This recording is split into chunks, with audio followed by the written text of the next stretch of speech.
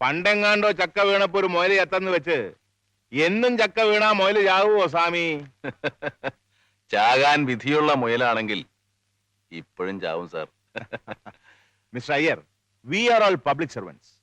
അതുകൊണ്ട് തന്നെ മുകളിലുള്ളവരുടെ താല്പര്യങ്ങൾ സംരക്ഷിക്കാൻ നാം ബാധ്യസ്ഥരാണ്. വാസ്തവത്തിൽ ഓമന കൊലക്കേസിൽ CBI ഒബ്സർവ് ചെയ്ത ബ്ലഡ് ഗ്രൂപ്പിന്റെ കാര്യവും മറ്റു തെളിവുകളും ഒക്കെ എന്റെ ഒബ്സർവേഷനിലും തെളിഞ്ഞത് തന്നെയാണ്. ജോണിക്കുട്ടിയാ പ്രതിയെന്നും എനിക്കറിയാമായിരുന്നു. അത് പിന്നെ എനിക്കറിഞ്ഞൂടെ?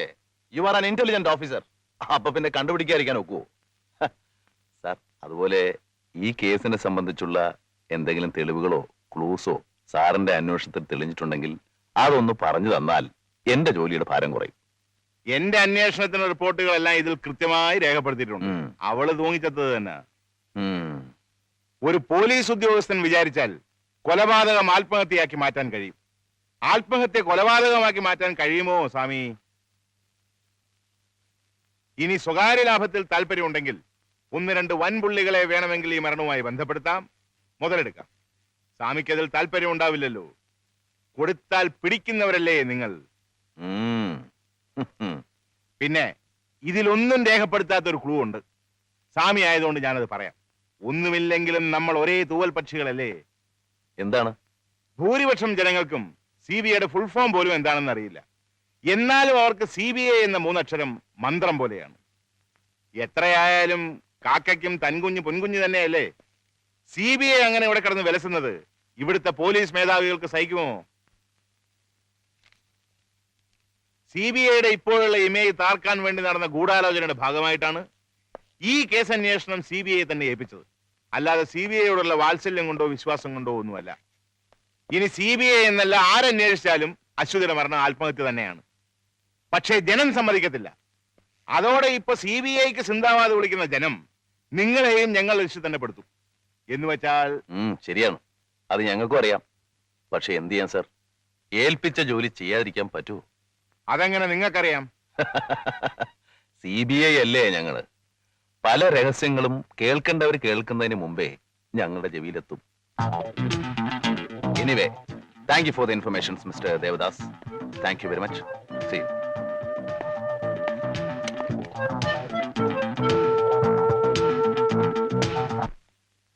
Good morning. മോർണിംഗ്. എപ്പോ എത്തി? സാർ, ഇന്നൊരു രക്ഷയില്ല. പോയിട്ട് നാളെ വാ. Morning sir. Good morning. Morning. മദ്രാസിൽ പോയിട്ട് ഇത്ര വരെ എത്തിയോ? ഞാൻ മോർണിംഗ് ഫ്ലൈറ്റിനെത്തി. അത് അശ്വതിയുടെ വീട്ടിൽ നിന്നും കിട്ടിയ കുറെ ആൽബങ്ങളും കുറച്ച് റെക്കോർഡ്സും ഉണ്ട്. അവിടെ അന്വേഷിച്ചിട്ട് വല്ല പ്രയോജനം ഉണ്ടായോ? പ്രത്യേകിച്ച് ഗുണമൊന്നും ഉണ്ടായില്ല സാർ. ഇവിടുത്തെ ജനങ്ങളുടെ അഭിപ്രായം തന്നെയാണ് അവിടെ ഉള്ളവർക്കും. Shall I open it for you? ഇപ്പൊ വേണ്ട. You keep it in the store. ശരി സാർ. വരൂ.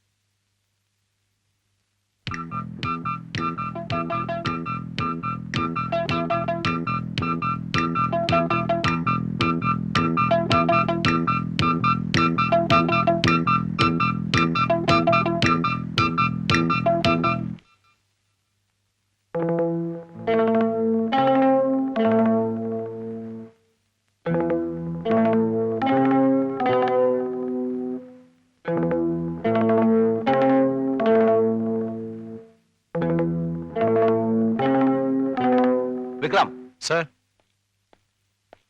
both of you please come. Chacko.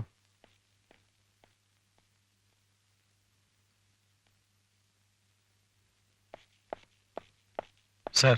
Vikram, നമുക്ക് അർജന്റായിട്ട് ആ ഹോട്ടൽ വരെ ഒന്ന് പോകണം. സർ. ചാക്കോ, സർ. എനിക്ക് ഇതേ മെറ്റീരിയലുള്ള ഒരു സാരി വേണം, same length and width. Okay? ശരി sir. Then come on, go.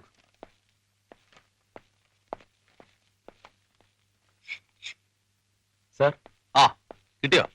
Same material കിട്ടി, കളർ വ്യത്യാസമാണ്. അത് സാരമില്ല, ഇതെന്തിനാ സർ? അതൊക്കെ ഉണ്ട്, പറഞ്ഞുതരാം.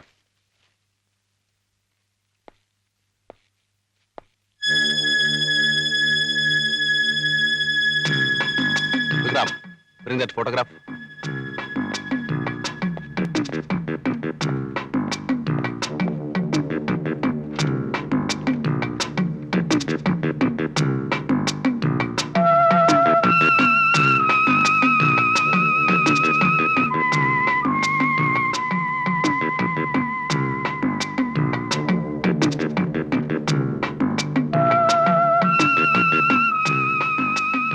Bring that suit.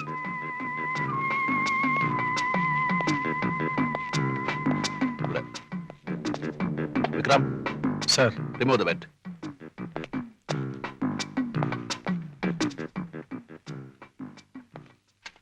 Good. ഇതേ കയറി നിന്നിട്ട് ആ ഹൂക്കിലൊന്ന് എത്തിപ്പിടിക്കാൻ ശ്രമിച്ചേ. ധൈര്യമായിട്ട് കയറിക്കോ. ട്രൈ.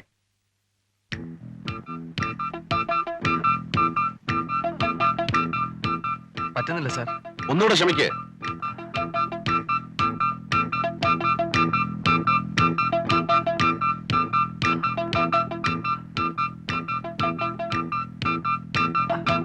സാധിക്കുന്നില്ല സർ. എത്ര ഇഞ്ചിന് കുറവുണ്ട്? ഒരു 4 ഇഞ്ചിന്റെ കുറവുണ്ട്. Come down. തന്റെ ഹൈറ്റ് എത്രയാ? 5 അടി 9 ഇഞ്ച്. 5 അടി 9 ഇഞ്ചും 4 ഇഞ്ചും കൂടെ കൂട്ടിയാൽ 6 അടി 1 ഇഞ്ച്. അപ്പോ അശ്വതിക്ക് 6 അടി 1 ഇഞ്ച് പൊക്കം ഉണ്ടായിരുന്നെങ്കിലേ കെട്ടിത്തൂങ്ങാൻ ഈ ഹുക്കിൽ സാരി ഒരുക്കാൻ സാധിക്കുമായിരുന്നുള്ളൂ. ആമൈ കറക്റ്റ്? സർ. ആ പെണ്ണിന്റെ പൊക്കം എത്രയാ? 5 അടി 4 ഇഞ്ച്. അപ്പോ ഈ ഹുക്കിൽ അവൾ അങ്ങനെ സാരി കുരുക്കി?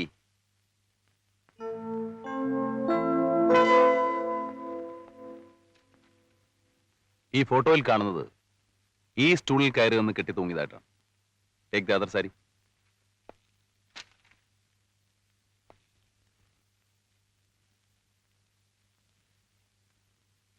ഈ സാരി ആ കൊടുത്തിടണം. സാറ ഹൈറ്റ് ആ ടീപ്പ് എടുക്കും.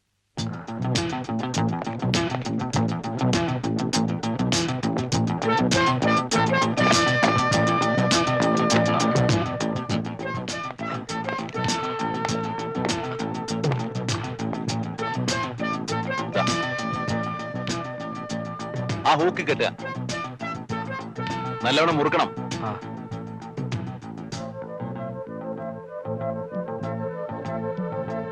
മുറുകിയോ?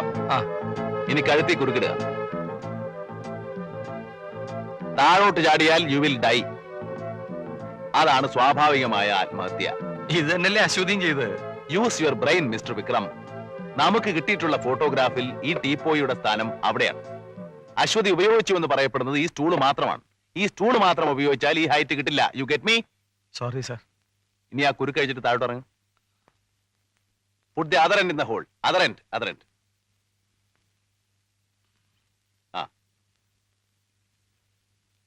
സി, ഈ സാരിയിൽ ഈ ഭാഗത്ത് മാത്രമേ അഴുക്കുള്ളൂ.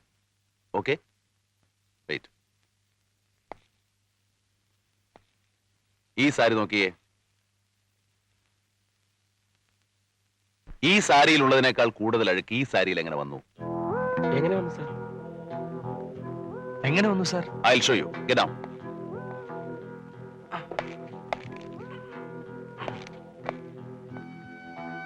കഴുത്തി കിട്ടോ?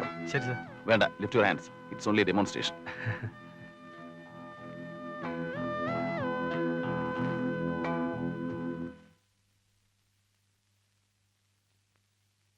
Ready? Yes.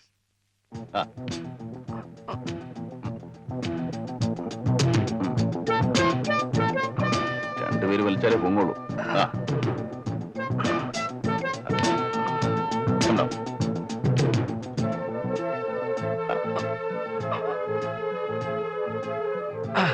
I am sorry. It's all right, sir. ഇപ്പൊ മനസ്സിലായോ അശ്വതി കെട്ടിത്തൂങ്ങാൻ ഉപയോഗിച്ച സാരിയിൽ എങ്ങനെ അഴുക്ക് വന്നു? സാരിയിൽ അഴുക്ക് പുരളാനുള്ള കാരണം വേറെയും ആകാമല്ലോ. ഒരുപക്ഷെ സാരിയുടെ ബലം അറിയാൻ വേണ്ടി അവൾ ഹൂക്കിൽ സാരി ഇട്ട ശേഷം തൈര് കടയുന്നത് പോലെ താഴോട്ടും മേലോട്ടും വലിച്ചാലും അതിൽ അഴുക്ക് പുരളാൻ സാധ്യതയില്ലേ? കഴുത്തിൽ കെട്ടി വലിച്ചാലും അഴുക്ക് പുരളുമല്ലോ. നിങ്ങൾക്കിത് കൊലപാതകമാക്കിയേ തീരൂ എന്ന് നിർബന്ധമുണ്ടെങ്കിൽ അതിരിക്കട്ടെ, പൊക്ക വ്യത്യാസത്തെ കുറിച്ച് എന്ത് പറയുന്നു? അങ്ങനെ സംഭവിച്ചിരിക്കാൻ സാധ്യതയുള്ള കാരണത്തെക്കുറിച്ച് നിങ്ങളോട് ആദ്യമേ പറഞ്ഞല്ലോ. തൂങ്ങിച്ചാവാൻ തുനിഞ്ഞ ഒരു പെണ്ണിന് സ്റ്റൂളും ടീപ്പോയും ഒക്കെ മാറ്റിയിട്ട് ചാവാനുള്ള മനസാന്നിധ്യം ഉണ്ടാവൂ? മനഃശാസ്ത്രമൊന്നും എനിക്കറിയില്ല. പ്രേതം പോസ്റ്റ്മോർട്ടം ചെയ്ത ഡോക്ടർ ഇവിടെ ഇരിപ്പുണ്ട്. ഇദ്ദേഹം തന്ന സർട്ടിഫിക്കറ്റിന്റെ അടിസ്ഥാനത്തിലാണ് ആത്മഹത്യയാണെന്നുള്ള നിഗമനത്തിൽ ഞങ്ങൾ എത്തിച്ചേർന്നത്. സെൻസേഷണൽ കേസാക്കാൻ സാധ്യതയുണ്ടെന്ന് പറഞ്ഞ് DMOയുടെ നിർദ്ദേശപ്രകാരം ഞാനടക്കം 4 ഡോക്ടേഴ്സാണ് പോസ്റ്റ്മോർട്ടം അറ്റൻഡ് ചെയ്തത്. ആത്മഹത്യയാണെന്നുള്ള നിഗമനത്തിൽ എത്തിച്ചേരാനുള്ള ലക്ഷണങ്ങളാണ് ഞങ്ങൾ പോസ്റ്റ്മോർട്ടത്തിൽ കണ്ടത്. തന്നെയുമല്ല, നാക്ക് പുറത്തേക്ക് തള്ളി കടിച്ചു പിടിച്ചിരുന്നു. സലൈവ വായുടെ കോണിൽ കൂടി ഒഴുകി താഴോട്ടൊലിച്ചിരുന്നു. ചുണ്ടുകൾക്കും നഖങ്ങൾക്കും നീല നിറം ഉണ്ടായിരുന്നു. സാരി ചുറ്റിയതിന്റെ നേർത്തപാട് കഴുത്തിലും ഉണ്ടായിരുന്നു. മരിച്ചതിന് ശേഷം കെട്ടിത്തൂക്കിയതാണെങ്കിൽ മേൽപ്പറഞ്ഞ ലക്ഷണങ്ങളൊന്നും ഉണ്ടാവില്ലല്ലോ. ഇതിനൊക്കെ പുറമെ തൂങ്ങിപ്പിടയ്ക്കുമ്പോൾ ആരായാലും മലമൂത്ര വിസർജനം നടത്തും. അവർ കെട്ടിത്തൂങ്ങിന്റെ നേരെ താഴെ കാർപ്പറ്റിൽ യൂറിൻ സ്റ്റെയിൻസ് ഉണ്ടായിരുന്നു. ആത്മഹത്യ അല്ലാതെ ഇങ്ങനെയൊക്കെ സംഭവിക്കാൻ വേറെ ഒരു മാർഗവുമില്ലേ? അല്ലെങ്കിൽ ജീവനോടെ കെട്ടിത്തൂക്കണം. അങ്ങനെ ആയിരുന്നെങ്കിൽ അവൾ ഏർത്ത് കാണണം. ബോഡിയിലെങ്ങും ബലപ്രയോഗം നടത്തുന്നതിന്റെ യാതൊരു ലക്ഷണവും കാണുന്നില്ല. അടച്ചുപൂട്ടിക്കിടന്ന മുറിയിൽ അകത്ത് ആളെങ്ങനെ കയറി? കൂടാതെ അവിടുന്ന് ഒരു സാധനവും കളവ് പോയിട്ടില്ല. ഒച്ചയോ ബഹളവും ആരും കേട്ടിട്ടുമില്ല. സെക്ഷൽ അറ്റംപ്റ്റ് നടന്നതിന്റെ യാതൊരു ലക്ഷണവും കാണുന്നില്ല. വേറെ ഒരു മാർഗവുമില്ലേ? ആത്മഹത്യയാണെന്ന് തോന്നുകയും എന്നാൽ ഒരു മാർഗവുമില്ല. It is A clear case of suicide. മാർഗം ഉണ്ടെങ്കിലോ? U prove it man. ഞാൻ ചലഞ്ച് ചെയ്യുന്നു. ഏത് എക്സ്പെർട്ടിനെ കൊണ്ട് വേണമെങ്കിലും നിങ്ങൾ റീ എക്സാമിൻ ചെയ്യിക്കാം. ഇതൊരു ആത്മഹത്യയല്ല തെളിഞ്ഞാൽ ഞാൻ ഈ ഡോക്ടർ ഉദ്യോഗം രാജിവെച്ച് വേറെ വല്ല പണി നോക്കാം. വർഷം 10-15 കഴിഞ്ഞു മിസ്റ്റർ, ഞാൻ ഈ തൊഴിൽ തുടങ്ങിയിട്ട്. ഇതുവരെ 100-500 പോസ്റ്റ്മോർട്ടം നടത്തിയിട്ടുണ്ട്. ഇനി പുതിയതായി എന്തെങ്കിലും പഠിപ്പിക്കാനാണോ ഭാവം? അതോ CBI ഒഴിച്ച് ലോകത്തുള്ള മറ്റെല്ലാവരും കോഴ വാങ്ങുന്നവരെന്നാണോ വിചാരം? Sorry, you are mistaken. ഞാൻ തുടക്കത്തിലേ പറഞ്ഞു തർക്കിക്കാൻ വന്നതല്ലെന്ന്. ഒരു മരണം നടന്നു, അതിന്റെ ഡിഫറെന്റ് പോസിബിലിറ്റീസിനെ കുറിച്ച് ഡിസ്കസ് ചെയ്യാൻ വന്നതാണ്. സ്വാമി, ഇപ്രാവശ്യം ചക്ക വീണപ്പോ മുയൽ ചത്തില്ലെന്ന് കൂട്ടിക്കോ. ആയിക്കോട്ടെ, ഞാൻ ചോദിക്കുന്നത് ചിലപ്പോൾ അബദ്ധമായിരിക്കും. എങ്കിലും ഒരു സംശയം. ഒരുപക്ഷെ അവളെ കെട്ടിത്തൂക്കുമ്പോൾ അവൾ അബോധാവസ്ഥയിലായിരുന്നെങ്കിലോ? ആരോ ഏതോ രീതിയിൽ അവളെ കൊല്ലാൻ ശ്രമിച്ചു. ആ ശ്രമത്തിനിടയ്ക്ക് അവൾക്ക് ബോധം കെട്ടു.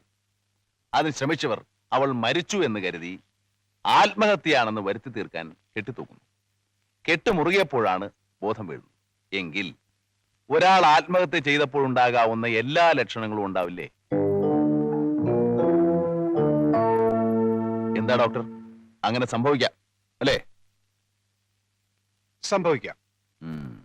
Thank you. Vikram Sir. Excuse me doctor. 501ാമത്തെ പോസ്റ്റ്മോർട്ടം ചെയ്യുമ്പോഴെങ്കിലും ഇതൊക്കെ ശ്രദ്ധിക്കണം. കമാ. CBI എന്ന് വെച്ചാൽ സെൻട്രൽ ബ്യൂറോ ഓഫ് ഇഡിയറ്റ്സ് അല്ലെന്ന് പണ്ടൊരിക്കൽ പറഞ്ഞിട്ടുണ്ട്.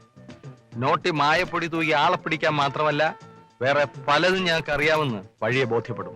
ഓക്കെ വിക്രം. Yes sir. പോട്ടെ.